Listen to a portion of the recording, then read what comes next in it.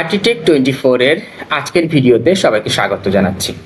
আজ আমরা দেখব কিভাবে একটি নির্দিষ্ট ব্যক্তি বা ব্যক্তিদ্বয়কে উদ্দেশ্য করে ফেসবুকে পোস্ট করতে হয়, যে পোস্টটি শুধুমাত্র ওই নির্দিষ্ট ব্যক্তি বা ব্যক্তিদ্বয় দেখবে, অন্য কেউ দেখবে না, তারই তথ্য। এই জন্য যে কাজটি করতে হবে, আমরা প্রথমে আমাদের ফেসবুক ওয়ালে যাচ্ছি। ফেসবুক ওয়াল থেকে আমরা যেখানে পোস্ট করব সেখানে যাচ্ছি।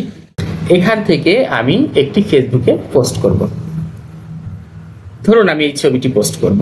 আমি এই ছবিটি সিলেক্ট করে নিচ্ছি। এখন ফেসবুকের এই ফ্রেন্ডস অপশন থেকে একটু নিচে আসছি।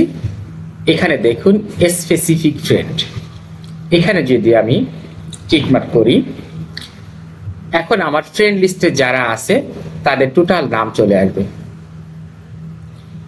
আমি এখন চাইলে এই যে AM ইমন, AH হোসাইন, আমি এই দুইজনকে উদ্দেশ্য করে আমি এই ফেসবুক পোস্টটি দিব।